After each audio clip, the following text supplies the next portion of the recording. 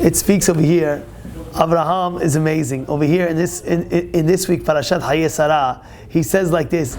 He says, Ger v'toshav anochi. What does that mean? He's trying to buy a plot for Sara Imenu. Trying to go ahead, and he's buying it from the front of Haiti, and he's getting it done. So what does he tell them? He says, listen. He says, Ger v'toshav anochi imachem. What does that mean? It means like this. It says, I could be either a ger or I could be a toshav, which means if you want to treat me like a stranger in this situation where I don't own it, fine, great. I'll buy it off of you, and I'll pay you top dollar. Or toshav, he says, or I could be like a toshav. What's toshav? Toshav means I'm going to be a settler, meaning the land of Israel was given. Who owns the whole world? Hashem. The land of Israel was given to us, right? So therefore, I have full rights over it. So which way you want to go? You want to go that I'm a stranger and I'll pay you big money for it, or I'll go that it's considered mine because Hashem gave it to me. Which one do you want to do? She says it, right? She says that, right? Which one do you want to go? He ends up saying, no, we're going to work it out. And he ends up paying top dollar for it. But there's a question. Why does he have to go and pay top dollar for it if he's rightful owner for it? So that's it. It's mine. Shem gave it to Avraham Avinu and finished. Shem gave the land to Avraham and it's over. So why is he even playing this game? Like, oh, and by the way, I'll pay for it. What do you mean? Why are you paying for it? You know, like what are you paying for it for? Wait, you yourself saying, Avraham is saying himself, wait, I'm rightfully owner on it. So why are you even paying for it? Why is he rightfully owning? Because Hashem gave it to Avraham. All of it's to Avraham. The land is Avraham Avinu's. He's the rightful owner for it. So why is he saying, oh, by the way, I'll buy from you? Why would you do that? Why would you do that? So listen, I'm telling you now.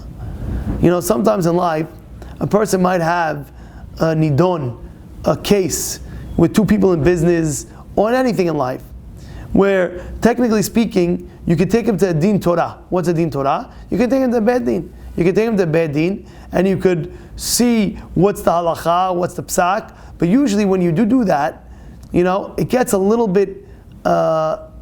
Sometimes it's not the best way. Why?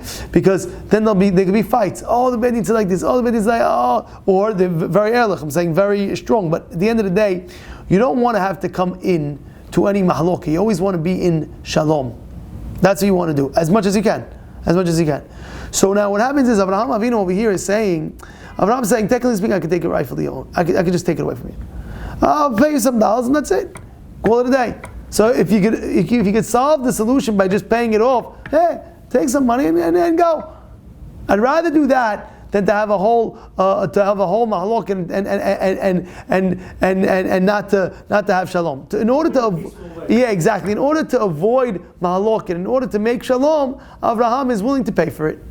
And therefore, in life, you have to know how much is it worth it for you to make peace. To make peace, but by paying. We're not talking about anything else but payment. Sometimes a person in life, he has money. He has money.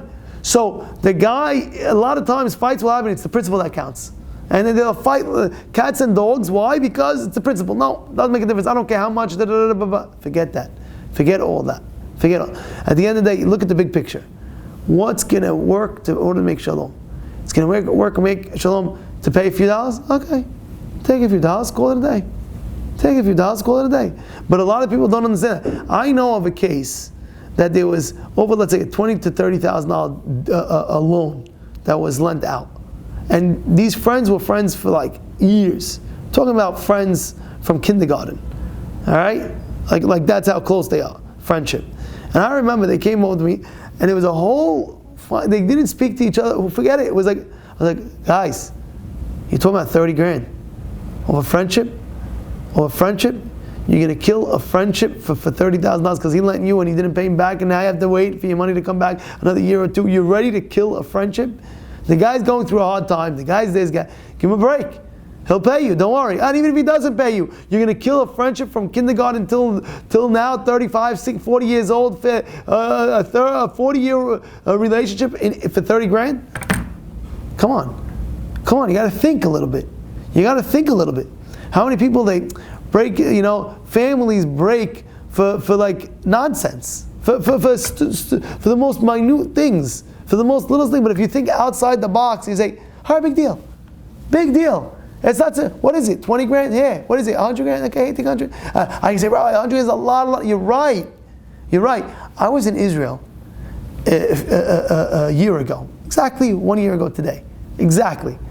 1 year ago. I was at the Kotel, and I met a guy. And he told me that his father, he's telling me a story about his father. His father had, his grandfather had a certain inheritance. And one of his brothers took a lot more than was supposed to. And they thought about it. His father thought about it. He says, to go fight, he's not going to get the money back anyway. Courts, this like that, he's not going to get it back anyway. He's not. It's just not going to happen. And to go scream at him and yell at him, he's not going to give it back anyway. So there's no point. He said, till today, he kept his mouth shut, and they're in peace. Him and his brothers, they talk, they do, they're beautiful. He said, look, what am I gaining? Think about it. People don't think like that. They just go fight cats and dogs. Just, no, it's the principle. I'll take him to Bed Din, I'll take him to court, I'll take him this. I think, whoa, forget all that. Settle it a different way. Settle it in a way where we learn from Abraham Avinu. Abraham Avinu says, yes, I could take him to Din Torah. I could say, at the end of the day, it's my land that Kadosh Baruch Hu gave it to me. But hey, take a few dollars and go. Finish. Why? Because the Tamei Chacham marbim shalom ba'olam. What does that mean? Tamei Chachamim, they produce more peace in the world. They send out more shalom in the world. How? By solving these issues, by thinking outside. Wait, what's going on over here? Why do I have to go crazy right now? What is the big deal? What is going to happen? And a lot of fights happen because they don't think about the whole large picture. Even Shalom Bayit cases, where a person comes home from work or whatever it is he's coming home from, and his wife didn't prepare the food. The food is not ready. Yes. The food is not ready. Yes, you're right. And now you come home and you're like, what's going on? And there's that. Think a little bit. You're going to go fight because your food is not ready. I know you're starving. Go get a snack before. There was one rabbi, I believe it was Shlomo that he was telling his Talmidim, you know what? Take a snack before you walk into the house, just in case your wife doesn't have the food ready. So, I'm starving. Where's the food? What's going on? You ever happen? You walk in, you're starving. Like, what's going on? Where? And then he's screaming at your wife. What do you do all day? Sit down there. I want to know. What do you do all day? I want to hear right now. Well, relax. It's just food. You know what I'm saying? Like, you're ready to fight over food. You have to think outside the box a little bit. You got to think outside. Think like a mensch. Think like a man thinks. Like, wait, what am I doing over here? Why am I fighting over here? What am I doing? Why should I even endure some argument? There's no reason. Somebody told me that he came home one Shabbat. He saw his wife, and not the Shabbat food was only like 2 dishes. And usually he has like 6. He's going crazy, flip the table. I was like, what happened? What's going on? He's telling me the story. I said, what? I don't know. I got lost. I said, why? This is my Shabbat table. Wait, 1 second. You're killing the whole hashbon. Part of the Shabbat owning Shabbat is to have shalom bayit. Nah, flip the whole table. What's going on? Relax. Think outside the box.